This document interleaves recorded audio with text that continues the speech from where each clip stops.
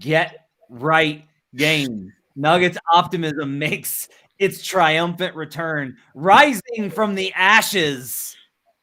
Are the Nuggets back? This is Locked On Nuggets.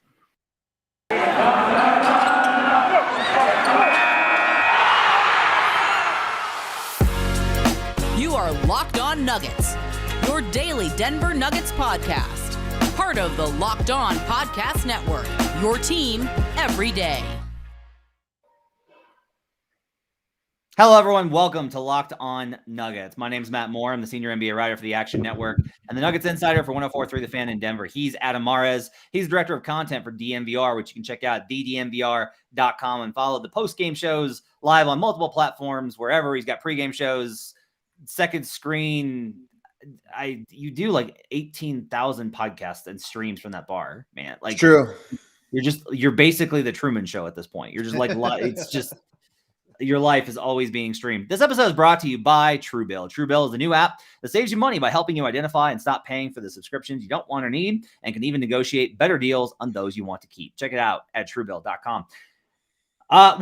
Thank you today for making us your first listen each and every day. We are free and we are available on all platforms. On today's show, Denver Nuggets absolutely go into Miami, take on a Jimmy Butler-less, Markieff Morris-less, Tyler Herro-less Miami Heat, and in a much talked about potential, like, oh boy, like this is gonna be a big game and we're gonna fight, and the media, and we're bringing chains and we're gonna fight them, and the Nuggets just kind of went in there and there was no real histrionics or nonsense. Hold on. You're almost underselling this, Matt.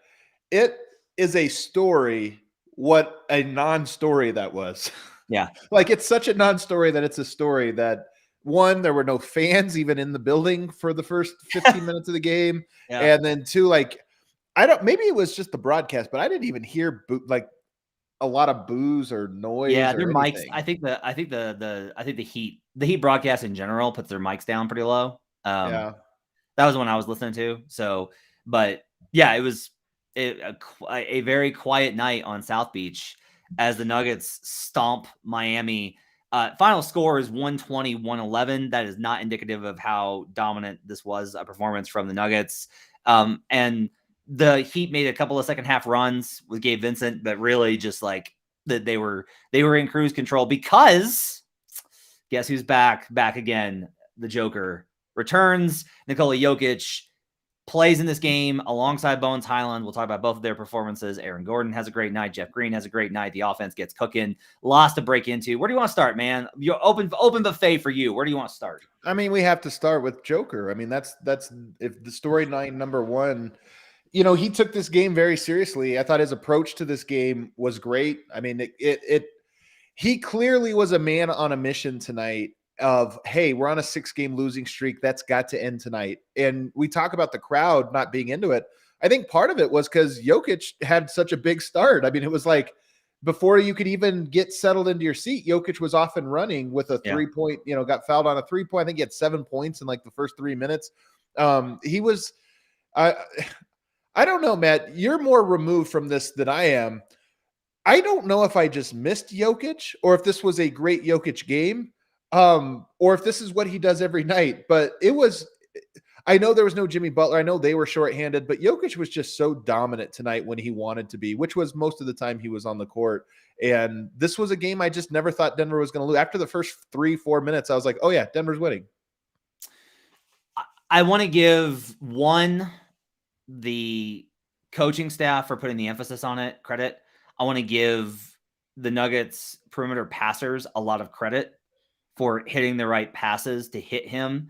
And I want to give the Miami Heat coaching staff, who I genuinely love and think is one of the best in the league. Like, I've been a Spoelstra guy before the LeBron era. Like, I liked him very early on. I love Spo. I love his story. I love his approach to shit, everything. I love Spo. They tried to switch. Good God, man. What were you like? What were they thinking? Like, if you see, let me just like put this out there as a PSA. If you see Jokic and he comes out and he scores 2 baskets early and looks locked in and engaged, which, by the way, is pretty much every game for the last season and a quarter now. Yeah. But if you see him especially come out and he's not trying to like feel you out or get a sense for all right, what's your coverage? Can I get other guys involved? If he comes out with a mindset to score, you better not throw a switch at him the rest of the damn game, because you're going to get what you got tonight. Here's the thing that I'll go even further on that. They tried a lot of different defenses against him tonight, despite having Bam Adebayo, one of the better interior defenders in all of the NBA. And it reminds me of how Utah has tried a bunch of uncharacteristic defenses in the past, in that this is yet another big with a defensive reputation, and rightfully so, who is, I actually would say, of all the great big defenders, Bam is the most ineffective against Jokic. The most ineffective. Yeah. He's a great defender. This is not his matchup. Yeah, I am reversing my take earlier where I was like, well, he's like, what? How you build it? Because he's athletic and has he like all this 2 inches taller, 3 inches taller, maybe. He's just too small. Just cannot do anything. They just could not get stops. They just and like, look, you can make the argument if like Morris is there, maybe to play a little bit more physical and tough. You can make that argument. I don't think it's relevant, because I just think Jokic is scoring over everybody. One thing I'll say too is like, oh yeah, Jokic would have, the game would have been different, but Jokic would have dominated. Yeah, I want to also say this. So this is what was upsetting me about the whole Heat, this whole thing. Like, the whole thing in the first game was so unlike like what this team is going to be, which is they are like, the Heat are generally speaking have been a pretty classy organization, and like they are very professional.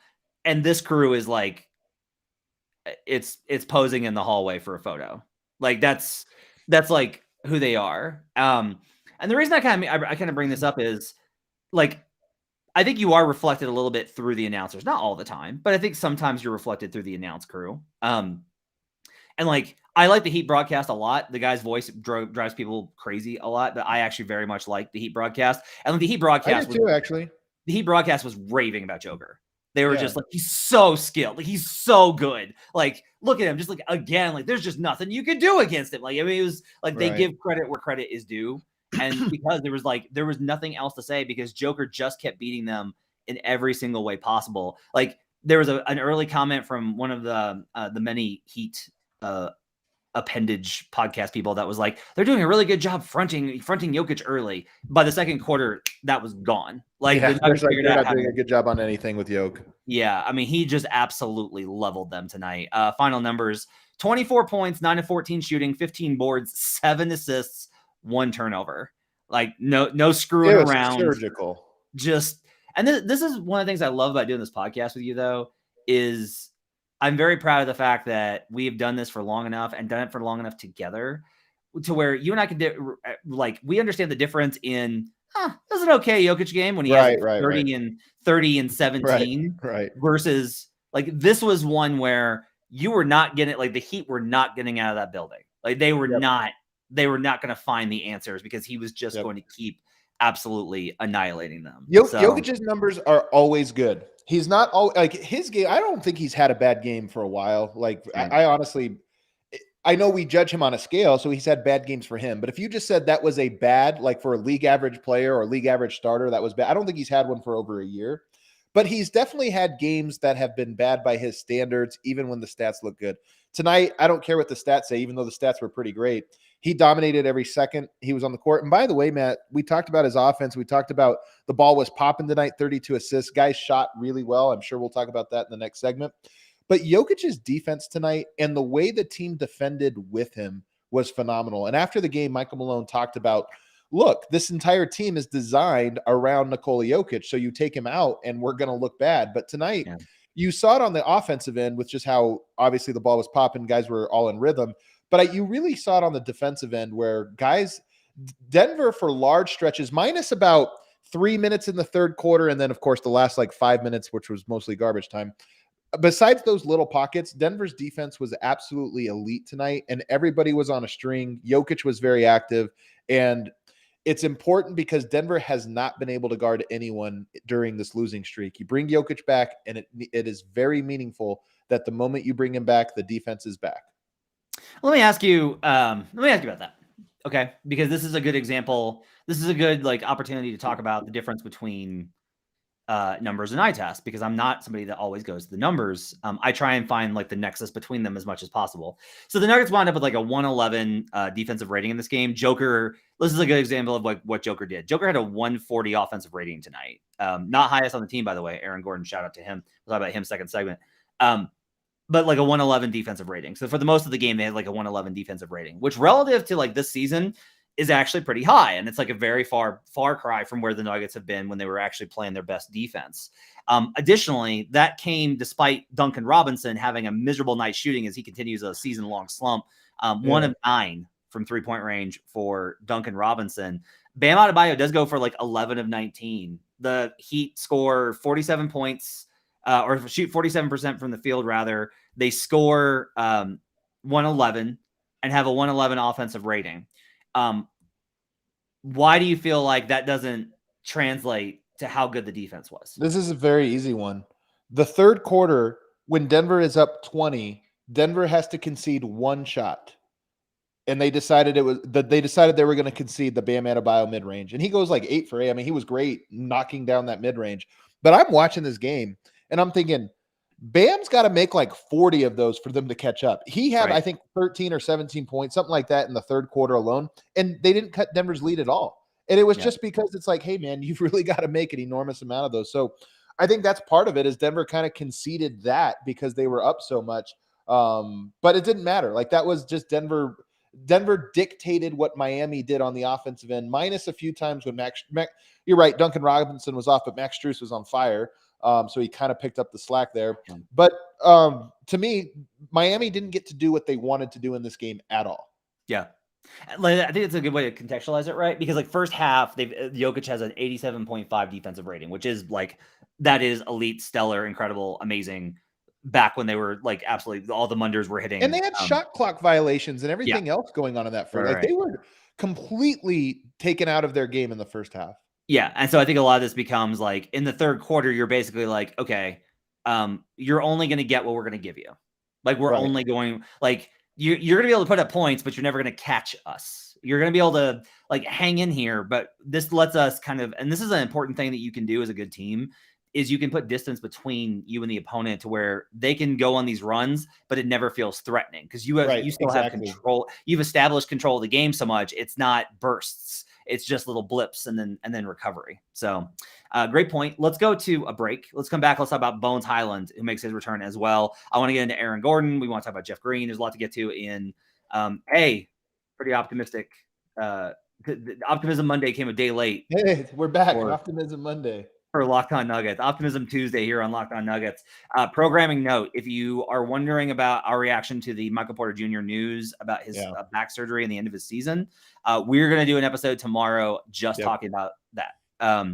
We kind of had to decide between, we didn't have time to do an emergency pod today. We kind of had to decide between, do we want to talk about the game or do we want to talk about the MPJ thing? Because trying to fit both in would be tough. So we're going to talk about MPJ on tomorrow's episode. So you get a day to enjoy yourselves before we get into a very depressing episode of talking about the MPJ situation. We'll talk about that tomorrow's episode. Before we get a break, I do want to tell you about TrueBill. Did you know why free trials renew without your consent? Consent. It's a business scam to get you. Don't let greedy corporations pocket your money. Download TrueBill to take control of your subscriptions. TrueBill is a new app that helps you identify and stop paying you don't need, want, or simply forgot about. On average, people save up to $720 a year with TrueBill.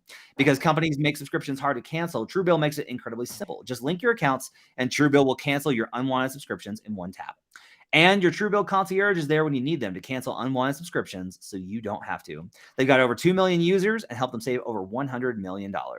Don't fall for subscription scams. Start canceling today at TrueBill.com/LockedOnNBA. Go right now to TrueBill.com/LockedOnNBA. It can save you thousands a year. TrueBill.com/LockedOnNBA. We'll be right back on Locked On Nuggets.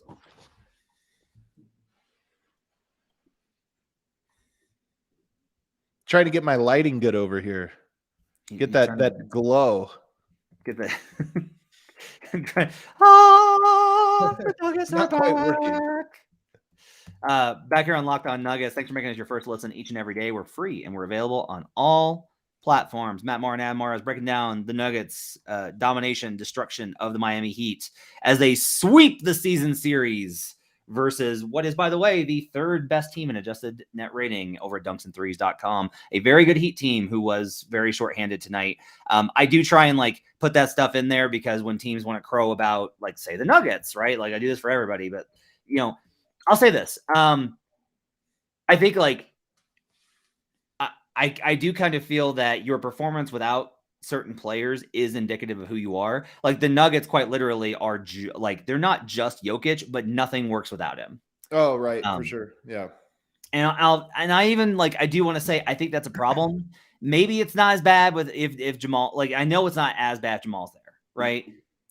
I do kind of feel like going forward, there's going to have to be some sort of consideration for, hey, if we got to go like 2 games, what's the plan? I think part of this is, though, it's always been this way with Yoke to some extent. I think it's worse this year because you don't have a backup center. Yeah. And you can do that for 15 minutes a game, but 48, like, you're just going to get murdered. I agree. I totally agree. And I've been on that since preseason. Let's go back to the positive stuff. Let's talk about Bones Hyland, who also returns to the lineup. Lets the Miami Heat know that he has returned to the lineup. They're not incredible tonight. Boy, they're not going to like him for a long time. They're going to remember him for. I love an awesome experience. I think for fans, I saw a lot of, because like I follow a lot of Miami Heat people. A lot of it was like this Bones guy. That was like one of the things I saw popping up like over and over and over again. Is like, man, that Bones guy hit another one. 6 of 9 from the field, 5 of 8 from 3. So 8 of his 9 shots are from 3-point range. He gets the line for 2 free throws. Finishes with 19 points. 3 assists and a steal, and Bones brought that energy that they've needed so much so that the bench units didn't get absolutely destroyed. Big night as Bones Hyland returns to the lineup as well, Adam.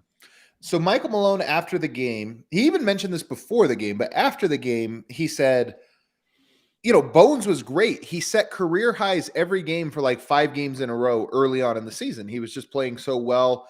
Then he gets the ankle injury and he keeps playing, but he doesn't look good. And he talked about he wasn't healthy. He wasn't right. He gets right. They hold him out. They say, hey, take some time off. Let's get you back to 100%. And then you have a night like tonight where his confidence is through the roof. He's draining long distance threes and he looks like the good version of himself, which we haven't seen for like 10 games. I'm optimistic that he's not going to go 5 of 8 from the 3-point line, all from half court like he did tonight. But I am optimistic that he can be one of the key pieces to fixing that bench unit, and that he is a reason that Nuggets fans should be optimistic about this regular season. You start to count up all the guys that are out right now, Michael Porter, PJ Dozier, Jamal Murray, and you start to think, well, who do you have? Bones Hyland might be a guy that's like, hey, he actually brings you up a level. Even, you know, obviously you're better if everybody's there, but he can be a guy that wins some games for you tonight. He didn't win the game for them tonight. Like, this was a team win, but he certainly made it a blowout. Yeah, I for sure. And he didn't, like, he was a big part of why the bench didn't completely give up the lead. They didn't have that problem that they've had so consistently. This is what he's been. Like, Bones has been a salve for how bad that bench unit has been. Like, he's been very helpful. The bench unit was actually fantastic in the first half. The second half, look, I don't know if you can expect them to win every no, you can't. This is the thing. You just got to not get killed in both. This is the so right. I've started thinking a lot about this in terms of the stints, right? The Nuggets starters with Jokic in, like, when Jokic plays, they need to win 3 of the 4 stints. They're going to lose 1. You can't realistically expect them to win all 4. And the bench is going to lose 1 of the 2 stretches. Yep, that's good. I agree. You just gotta, and I'm not even talking you got to win it. You just got to not get killed. Right. You need to not get killed for sure. You could be a -10 in the second half. Don't be a -10 in both. Just don't be a -20 on the night. -10 in the second half against some teams is not going to work, but nonetheless. But Bones was great tonight. And those threes are big because they do stretch the court. And I even think that the deep threes are big because they stretch the court and get open. And here's the thing about the second unit tonight, Matt. It's hard to evaluate. I want to go back and watch defensively because I'm almost grading them solely on the offense. But tonight, they were able to get the ball moving and to get into the paint tonight. And when I say one of the guys primarily that I'm talking about is Facu, who once again has been able to be effective as this dribble drive and dish guy. And I really do wonder if it is a combination of adding Bones Hyland and Bones hitting shots, so the defense is panicking. But also, JaMychal Green was out in this one. Zeke Naji steps in. And I just think if you look at the numbers of those three guys on the court, Bones, Facu, and Zeke Naji, all three of them have played well. It's not very many minutes. It's like 65 total minutes. But all three guys have played well, shot well, and the team has outscored the opponents by, I think, like 20 points or something like that in those 65 minutes. So I'm optimistic that there is some kind of synergy between those guys. So I think this is one of those things where it's like a Rorschach test, right? So the Nuggets shot 51% from three tonight. Every major rotation player, 9 guys played more than 5 minutes tonight. Right. All 9 of them hit a three tonight, Adam. That's so crazy, man. And so the question then is, since our stream is having some problems, well, hopefully this is still going up.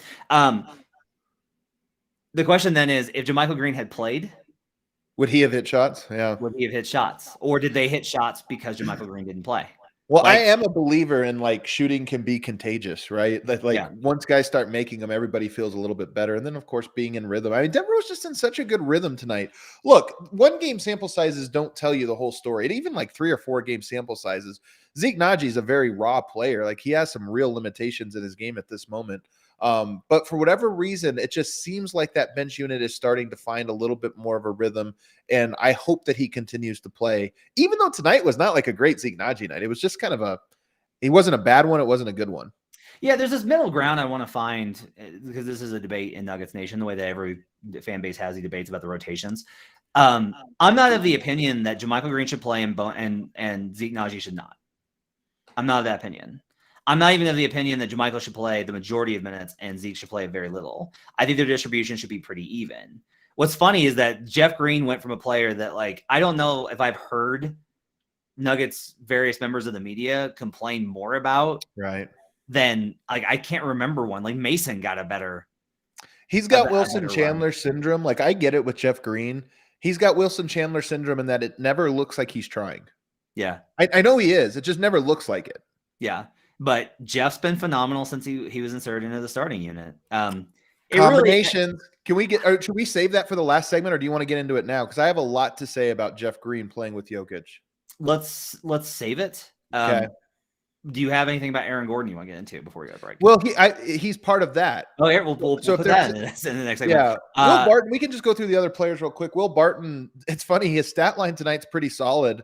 But it just he's the one guy I watched tonight, and I'm like, man, something seems off by him. He doesn't seem as aggressive as usual. Maybe he just didn't need it tonight, and he knew that. But I think he's tired. I think he's had to play so many minutes because of Jokic being out that I think he's tired. I'll say this: he had defensively, the Miami Heat run you through so many screens, and he did a very good job on Duncan Robinson often tonight. And maybe this was just one of those nights where he's like, "Hey, I'm a defensive player tonight," and did that thing. But I don't know. But it just, usually we're used to seeing him be effective in a very specific way that he wasn't tonight, other than making his threes, which were huge. His corner threes, actually, I thought were very big. He had a corner three after the Heat cut it, I believe, I think he made it 13. And there was like this momentum, and then he went down and in a mid-transition opportunity hit a corner three that put him back up. And Will did a good job, I thought, tonight of like either spurring or quelling runs, and that's what he needed to do tonight. And it's funny you say that, because I thought Aaron Gordon he had 2 threes tonight, and I thought both of those were of similar ilk, where it was like, those were big. And then the biggest three of all tonight was, in my opinion, was Facu's buzzer beater at the end. It was kind of like a heave, running full court. But the game was down. It was a 20-point game when Jokic came out. This was the bad stint that the bench had. Yeah. It was like a 20-point game or 24-point game at one point, and the bench had let it slip all the way down, I think, to 14, which I know that you're listening to this. If you didn't watch the game, you think 14 points is still big. But it was 24. It was like a big collapse. It felt like, okay, are they going to, what's going to happen? And then Facu hits this buzzer beater 3, and it was like, oh my gosh, from 14 to 17, like, it's pretty much over. As long as he continues to hit 2 threes a game. And he's shooting. Somebody posted this on Twitter. I think he's shooting like 55% over the last 5 games or something. Yep. Something crazy. I'm not saying this like with skepticism or doubt or facetiousness. I mean it.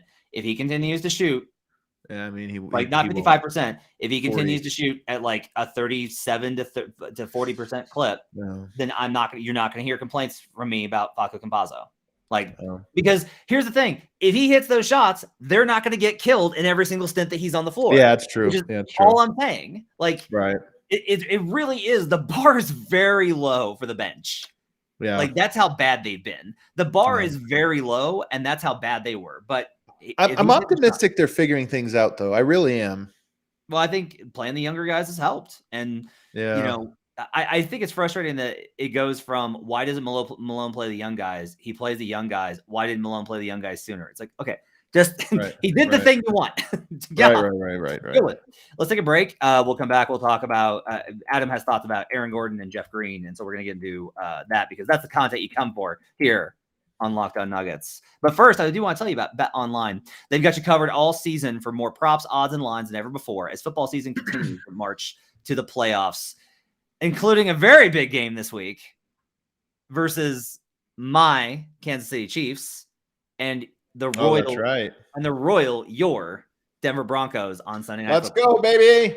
Best of luck to you. Hope no one gets injured. Hope that Teddy Bridgewater doesn't, run the other way when faced with a pivotal moment in your season. BetOnline remains your number one spot for all the sports action this season. Head to the new updated desktop or mobile website to sign up today and receive your 50% welcome bonus on your first deposit. Just use promo code LOCKEDON to receive your bonus, and you can bet that the Denver Broncos will break the streak and finally get a win over the Kansas City Chiefs. Bad season. This is the moment. I can feel it. This is the one for you guys. You're going to get it. I told the guys at DNVR today, I was like, Matt's going to talk so much trash all week about and we're going to get like 10 negative reviews. My team has sucked for most of the season, so I can't really talk as much as I want to. I think we're up to like 4.8 stars of a podcast, but I expect us to be down to like 3.3 by the end of the week. No, Adam, I like, that was a big win versus the Chargers. Great cover. They were awesome, fun, man. Upset. They were fun. They were fun. Game. They very much were. I am not going to talk any. I am not going to talk fun like 3 times in the last 5 years. I'm not talking any trash this week. If we beat you, then we're going down to 2 stars. That's when you're going to hear from me quite a bit. From basketball, football, NHL, boxing, and UFC. Don't wait to take advantage of all the amazing offers available for the 2021 season. BetOnline is the fastest and easiest way to bet on all your favorite sports. BetOnline, where the game starts. We'll be right back on Locked On.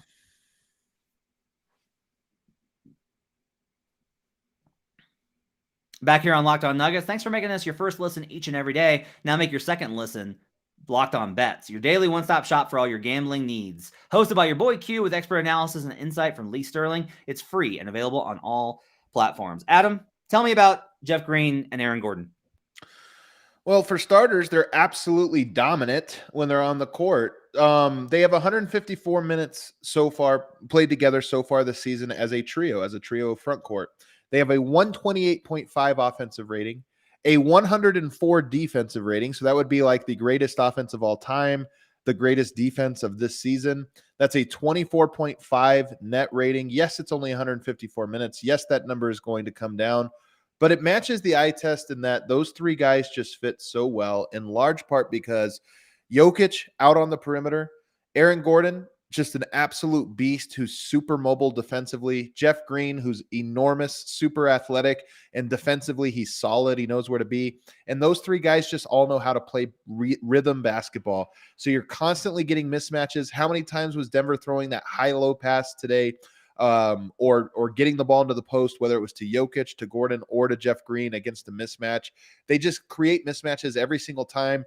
The rhythm is great. I think it's a fantastic trio. I might even say that in the short run, that trio is just at such a high level. Michael Porter obviously has different talents and a higher ceiling, but there are moments when you watch those 3 guys play together and you're like, man, this is seamless. What a perfect fit between those 3 guys. What does Jeff do that, because what I see is like a lot of shortcuts to the rim for little layups that just like, he just slips inside really easily. Him and Gordon are both kind of like that. I mean, look, there's a certain matter with this kind of makes sense, right? Like, they found something when they moved for Gordon And it really kind of came last season when they started moving more to the bigger lineups that you and I we talked about this a lot. When you have this like dual forwards with athleticism that can slip, it opens up a lot of opportunities for Jokic. So like you kind of see that similarity. What is it that you see Jeff Green doing that's benefiting so much from playing next to Jokic? I've tried to highlight a lot of this on the list, which is my film study I do for thednvr.com. So if you want to become a member, this stuff is behind the paywall.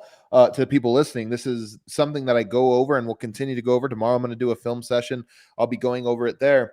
But it's not just the slip. The slip is one of the options. When you set a pin down screen, here's the thing about the NBA.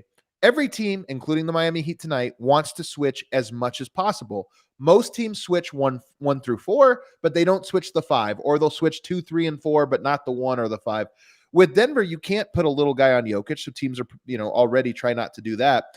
But if you have Jeff Green, who's 6'9" and super athletic, and you have Aaron Gordon, who's 6'9" and super athletic, and then you try to switch like a Caleb Martin onto him, or a Max Strus, or any of these guys, those guys are too mobile. They have too good of footwork, and they know how to punish those types of guys either on cuts or off of post-ups or what have you. And so you get this off-ball action where teams are like, we can't switch. We just have to fight through all of this stuff. And it allows for so many easy offensive possessions where you start the first possession with a pin down screen. You automatically get a slip to the basket or a switch, and you're already starting from ahead in the first 5 seconds of a possession. Gordon has really just impressed me. I didn't know if he was going to find it. I really didn't. Like, I was like, look, he's still going to be very valuable because of what he presents and his threat and like what he can do, and the defense obviously being huge. But like, I mean, I genuinely wondered, like, okay, can he be a contributor in a production level on a team this good? Because he worked so hard not to screw up things last year. Yeah, like, it was just evident. Like, this was the thing when people when people were like, well, we got this guy and like, look at his numbers. And I'm like, are you winning? Like Aaron's trying very hard not to screw things up. Yep, and I agree. He has found himself like a real level of fit, mold, and benefit for what he's doing now. Like, it's been just very clear that like he's making plays to help them. The threes the threes are obviously like a big deal, right? But he's gotten much better in all phases of the game, and he really is producing like 20 points, 4 rebounds, 5 assists tonight. That's just great, along with the defense you're going to get. Got to the line for 8 free throws. That's big, man. Right. Like, being able to get stuff inside is big. Also, shout out to everybody that started noticing the him using glass. Thank you. It's not just me. I love it. Keep sending me those tweets whenever you see Aaron Gordon going glass. We got to get the right hashtag. Here's a crazy stat I'm looking up on Basketball Reference. This does not include tonight where he had 20 points on 6 of 11 shooting, but as of the last game, his 19th game, he actually scored more points with the Nuggets than he did in 25 games last season, 258 to 254, and that was on 10 fewer attempts. So on fewer attempts and in fewer games, he has more points. And then, of course, you tack on another 20 points on 11 shots tonight. It's not even, you said being more aggressive. I think it's more just knowing where he fits in even better. Yeah. Before it's like, don't disrupt the rhythm. Now it's, where do I fit into the rhythm? I don't think aggressive is the right word for it, because like that word is always loaded. And we talked about that for sure. I think more of it is he does feel like, okay, if I make this move, if I do this drive, I'm not messing things up. Right. Like, I'm not disrupting things. I'm not costing us if we go to this. And that comes not just from his own understanding, but from coaches being like, no, we want you to do this. And it comes from teammates being like, no, go get yours. Like, It's one of the things I do love about the NBA is on the best teams, not all of them, but on the best teams, you will find cultures of they want everybody to succeed. Yeah. And that's always been present with Denver as they've risen, is like, there is genuinely like, they want everybody to play well. They want everybody to get theirs. There's like a real appreciation of that. So he scored 15 or more now in 4 of the last 5, which is pretty impressive considering he's only scored 15 or more 7 times this season, and 4 come in the last 5 games. So definitely feel like he's getting a rhythm. And tonight was just a great game from him. And again, it came in the rhythm. And I think it's not just that there's a Aaron Gordon rhythm. I really believe there's a Jokic, Gordon, Jeff Green rhythm between those three guys. Like there's just a nice synergy right there. And if you really want to look at it a specific way, Denver was on a 5-game winning streak before they lost to the 76ers. Yes, Jokic was in that game. He gets hurt, in the second half, whatever. It still counts, 5-1. And now you are 6-1 in the last 7 games that you have Jokic here. And they have been pretty dominant wins for the most part. So Denver has looked really good with the guys that are available to them right now. Whew, what a win. No dramatics. Jokic brothers were behind the bench. No nonsense. I like that they tried to pass it off as like, well, they just want to go to Miami. I also don't appreciate Michael Malone taking a shot at Memphis. No, that was unnecessary. Memphis is a fine city. Lots of stuff. Go see the Stax Museum. What are you doing? There's a lot of fun stuff there. Actually, I think Stax closed. But in general, go get some barbecue. Great music on Down Beale. But yeah, maybe there would have been more dramatics if Butler and Morris had been healthy, but the Heat were shorthanded, the Nuggets were motivated, and they got a dominant win. This is exactly the way that you want to start this stretch of schedule that's had so many Nuggets fans, including yourself, like really concerned. It's a great start. Now they face the Magic, who they'll inevitably lose to because they just come off a massive win versus. Although I will say they're on the road. I feel like they do better against sub 500 teams on the road. I don't know why I think that. That's just how I feel. I feel like they actually get more comfortable at home. And so that they're a little Suggs got hurt tonight, didn't he? I didn't see an update. Yeah, but Suggs is gonna miss some time. He's gonna miss some look, time. I will tell you this: the Magic are they hung with the Sixers. The Magic are not as much of a pushover as some teams. They're like a team that never finishes, but they push everybody. Play hard. So yeah, they're not. They don't. They're 4-18. They're not a depressing team. Yeah. So I would say like they're bad. The Nuggets should absolutely win. They'll be massive favorites, but that's a winnable game. Then they've got, I will say this, like they don't play, like they get a night off and then they get 2 days off and then they play New York. So yeah, Knicks I think is a winnable game as well. I don't think the Knicks are good, but they're not great. That's a winnable game. You might get Gary Harris and RJ Hampton starting in that game on Wednesday as well. No, that just makes me sad. Oh, that's just old friends. By the way, we talked about so much last night about like the look around the league.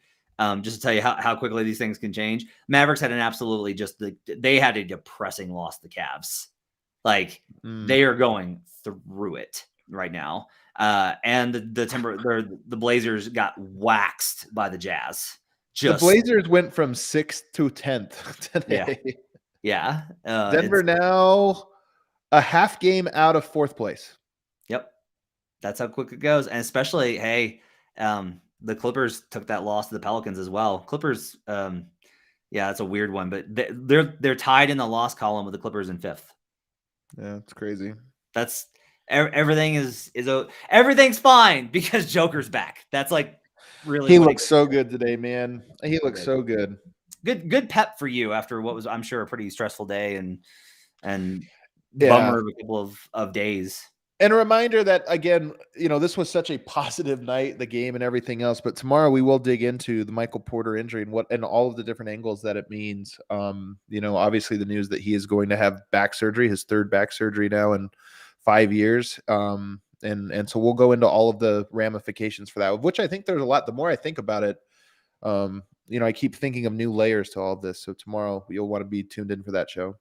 Yeah. So we'll break all that down tomorrow. But today is Optimism Tuesday. So good win by the Nuggets. We'll be back tomorrow with an episode to talk about MPJ's situation. Thanks for listening. Thanks for making us your first listen each and every day. Make sure to rate, review, and subscribe on iTunes. Please don't dock me for the Chiefs stuff. Come on. That's not nice. Come on. It's meant in fun. It's not my fault we've beaten you like 15 times. Oh my God. Get us out of here, please. If you want to support the show, go to youtube.com, search for Locked On Nuggets and hit the subscribe and like button. That's the best way for you to help out the show. We'd really appreciate if you did us a solid and watch the show on YouTube. For Adam Morris, I'm Matt Moore. Thanks for joining us. We'll talk to you guys again tomorrow.